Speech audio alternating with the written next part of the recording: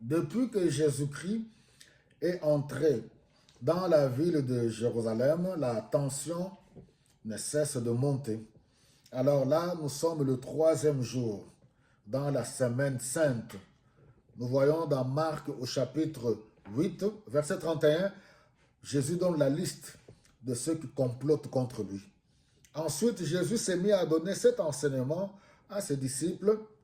Il faut que le Fils de l'homme souffre beaucoup. 1. Les anciens. 2. Les chefs des prêtres, c'est-à-dire les sacrificateurs. 3. Les maîtres de la loi, c'est-à-dire les docteurs, le jetteront. Il sera mis à mort. Et après 3 jours, il se relèvera de la mort. Oui, c'est un moment difficile. Vous pouvez vous imaginer comment croire à une telle parole quand il vous dit qu'il va mourir et après 3 jours, il pourra ressusciter. Même Pierre, vous vous rappelez Pierre, lui qui était toujours courageux, qui prenait le devant, même un peu plus haut. Il avait répondu, oui, tu es le Christ. Jésus-Christ lui dit, oui, ce n'est pas la chair et le sang qui t'ont révélé cela, mais c'est mon Père qui est dans le ciel. Et juste encore après, Pierre dit, non, jamais, telle pareille chose ne pourra jamais t'arriver. Jésus lui dit, arrière de moi, Satan, parce qu'il avait vu l'esprit qui poussait à Pierre à pouvoir tenir de tels propos. C'est l'ennemi qui s'infiltrait pour pouvoir empêcher la volonté de Dieu de s'accomplir dans sa vie. Alors, c'est le troisième jour dans la semaine sainte. Jésus-Christ, maintenant, leur donne les principes. Il dit, voilà, si quelqu'un veut me suivre, il est appelé à renoncer à soi-même, porter sa croix et me suivre. La foi, c'est un risque. Ouais, il faut qu'on se le dise. La foi, c'est un risque. De foi, oui, on peut nous traiter de fous. Comment peux-tu croire dans de telles choses? Surtout dans ce monde d'aujourd'hui où la connaissance s'est accrue, où la technologie a atteint un niveau incroyable, la science, la médecine. Comment peux-tu encore croire en ces choses? Croire en Dieu? Une histoire qui s'est passée il y a cela plus de 2000 ans. Comment pouvez-vous croire? Oui, nous allons continuer à croire. Oui, oui, oui. Nous bénissons Dieu pour la médecine, nous bénissons le Seigneur pour la science, nous bénissons le Seigneur pour la technologie. Nous en avons besoin. Mais ces choses-là n'accordent pas la vie éternelle. Seul Jésus-Christ.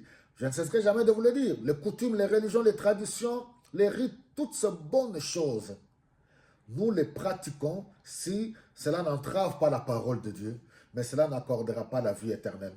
Alors Jésus-Christ leur dit par la suite, si quelqu'un veut sauver sa vie, il va la perdre. Waouh! Une logique complètement contraire à celle de ce monde. Or, dans ce monde, les gens se battent pour la vie. Les gens sont prêts à tout faire pour réussir dans cette vie selon le monde.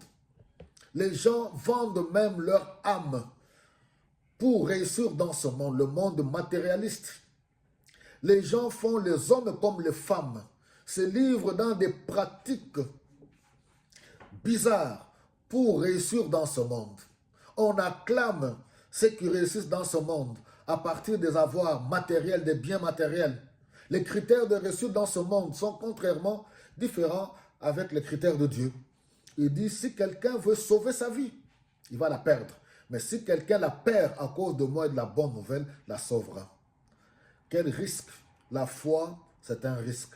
Mais en même temps, la foi, c'est faire confiance en Dieu. C'est une assurance. Quelque chose que ni l'or ni l'argent pourra acheter.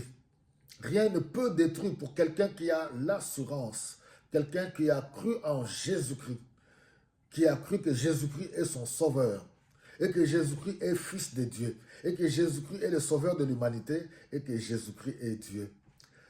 Tiens bon, toi qui as cru en Jésus-Christ, consacre-toi davantage.